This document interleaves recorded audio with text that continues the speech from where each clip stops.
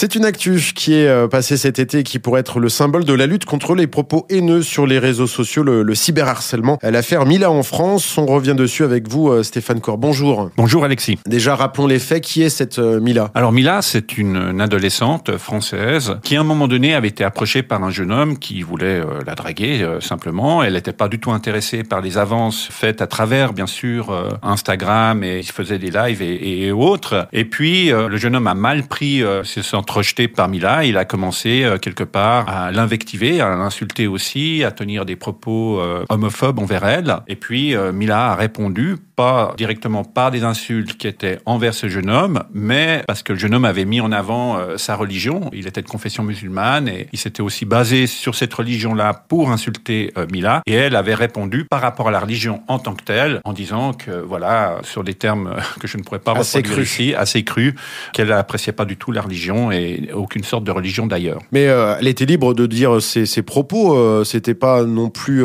haineux envers la personne. Alors voilà, c'était pas une insulte directe envers la personne, ce qui est pénal, que ce soit en France ou en Suisse. C'était des propos blasphématoires, mais le blasphème n'est pas puni dans la loi française, donc on a le droit de blasphémer la religion.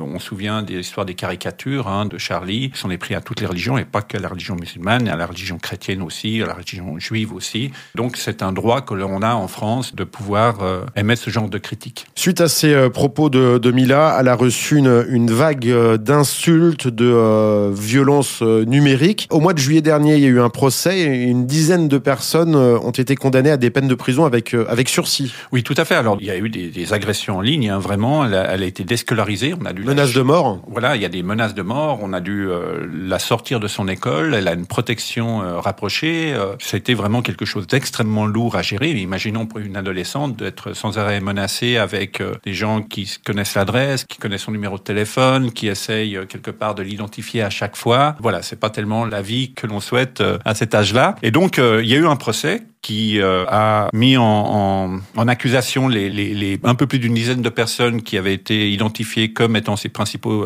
agresseurs. Et puis là, il y a des peines qui sont tombées. Donc, c'est généralement pour plus d'une dizaine de personnes de peine de 6 mois de prison avec sursis. Mais c'est un message qui est quand même très fort à ce niveau-là. Ouais, c'est une bonne nouvelle contre le cyberharcèlement. Tout à fait. C'est-à-dire que le message, c'est qu'il n'y a pas d'impunité parce qu'on est derrière un écran. Et il faut pas oublier que les mots, une fois qu'on les lâche, on peut pas les reprendre. Les mots blessent, et ils blessent sans faire de marque, c'est-à-dire qu'ils créent un trauma, et des fois ces traumas sont plus douloureux qu'un coup, et tout le monde ne s'en remet pas facilement. Donc nos mots ont une importance, le fait qu'on soit derrière un écran ne nous dédouane pas de nos responsabilités, et il est bien qu'aujourd'hui, la justice prenne en compte la réalité du monde numérique et de son impact sur nos vies. Et on espère que la justice suisse, en tout cas le cadre pénal suisse, va suffisamment évoluer, parce qu'aujourd'hui il est un petit peu laxiste par rapport à tout ça, pour aussi prendre en compte cette réalité du numérique. Aujourd'hui, l'usurpation d'identité n'est même pas punie. On voit que un certain nombre de politiciens sont fait usurper leur identité, ou de journalistes. C'est pas pénal en Suisse. Ça le sera dans la révision du code pénal, sous certaines conditions.